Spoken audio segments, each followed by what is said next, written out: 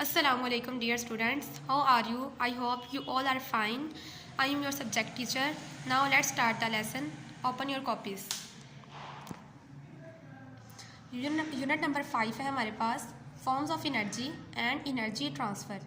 इसके जो short questions हैं वो ऑलरेडी आप लोग याद कर चुके हैं, और जो लॉन्ग क्वेश्चन है explain the use of energy, इसके भी दो parts, heating and moving object, आप लोग याद कर चुके हैं, और तीसरा जो है लाइटिंग, वो आज हम पढ़ेंगे। लाइटिंग, लाइट इटसेल्फ, रोशनी बजाते खुद, is a form of energy, energy की एक किस्म है। Another form of energy, energy की एक दूसरी किस्म, इज़ रिक्वायर्ड, चाहिए है, टू प्रोड्यूस, पैदा करने के लिए, लाइट, रोशनी, इन बल्ब्स, बल्बों में, एंड लैम्प्स, और लैम्प्स में। मेनली ऑब्टेन्ड, जो बुनियादी तौर पर, अहम तौर पर हासिल की जाती है, फ्रॉम सोलर पावर, सूरज की रोशनी से, विंड हवा से, वाटर पानी से, एंड फॉसिल फ्यूल्स और बाकियात से।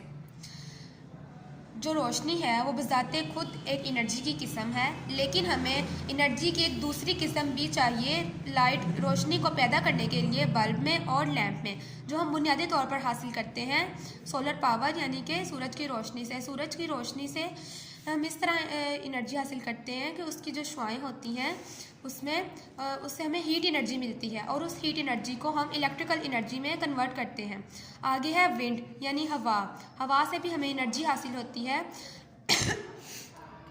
एनर्जी हमें ऐसे हासिल होती है कि हवा में, जब हवा के लिए हम लगाते हैं विंड मिल्स, और जब वो विंड मिल्स मूव करते हैं तो उसमें काइनेटिक एनर्जी पैदा होती है। काइनेटिक एनर्जी के बारे में भी बताती चलूँ कि काइनेटिक एनर्जी किसी चीज़ की मोशन की वजह से पैदा होती है, और जब विंड मिल्स जो है वो मोशन में आते हैं, हरकत करते हैं, तो काइनेटिक एनर्जी प्रोड्यूस होती है, और उस काइनेटिक एनर्जी को हम कन्वर्ट कर देते हैं इलेक्ट्रिसिटी में, इलेक्ट्रिकल एनर्जी में।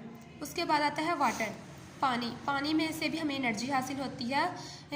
पानी जब बहता है वो मोशन में होता है, तो उसमें होती है काइनेटिक एनर्जी।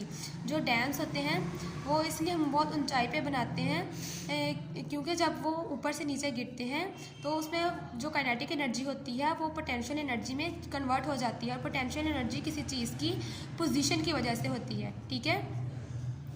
जब वो पोटेंशियल एनर्जी में चेंज हो जाती है तो हम उस एनर्जी को जनरेटर के ज़रिए से इलेक्ट्रिसिटी में चेंज कर देते हैं।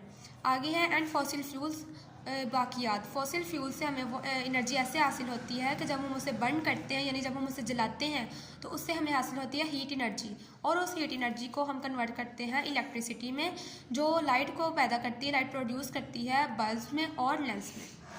उम्मीद है बच्चों आप लोग को ये बात समझ आ गई होगी और आप अच्छे से याद करके आएंगे। ओके स्टूडेंट्स, अल्लाह हाफिज़।